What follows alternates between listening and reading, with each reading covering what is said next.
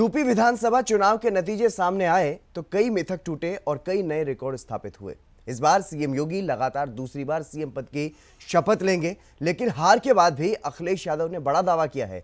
चुनाव नतीजों के बाद बीजेपी की प्रचंड जीत और सपा गठबंधन की हार का विश्लेषण इस रिपोर्ट में आप देखिए। भारतीय जनता पार्टी की प्रचंड बहुमत की सरकार बनने जा रही है।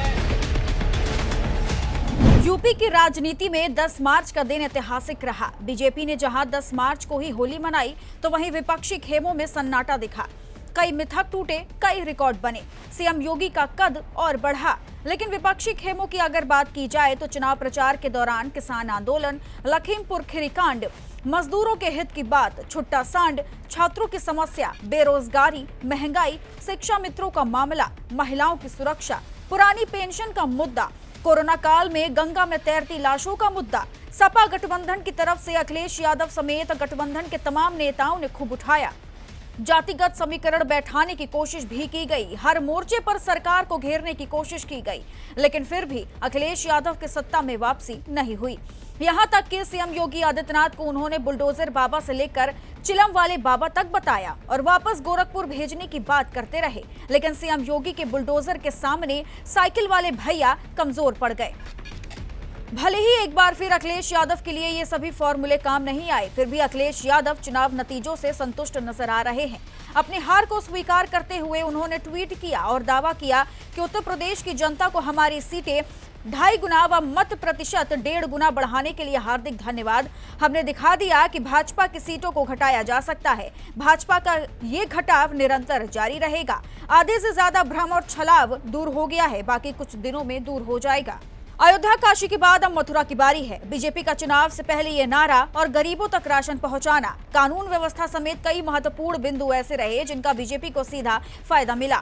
इन्हीं वजहों से बीजेपी और सीएम योगी ने नया रिकॉर्ड बना दिया। यूपी में बीजेपी ने जहां 41% वोट हासिल किया, तो वहीं योगी ऐसे मुख्यमंत्री बन गए जो दशकों बाद लगातार दूसरी बार शपथ लेंगे। इसके लिए खुद सीएम योगी भी पीएम मोदी को श्रेय देते हुए नजर आए। प्रधानमंत्री मोदी जी के यशस्वी नेतृत्व में आज पूरे देश के अंदर उत्तर प्रदेश, उत्तराखंड, मणिपुर और गोवा में भारतीय जनता पार्टी की प्रचंड बहुमत की सरकार बनने जा रही है। इन 4 राज्यों में प्रधानमंत्री मोदी जी के विकास और सुशासन को एक बार फिर से जनता जनार्दन ने अपना आशीर्वाद दिया है। पीएम मोदी ने पार्टी कार्यकर्ताओं का धन्यवाद किया और कार्यकर्ताओं का हौसला बढ़ाया और कहा कि हम जनता का विश्वास जीतने में सफल रहे। चुनाव के दौरान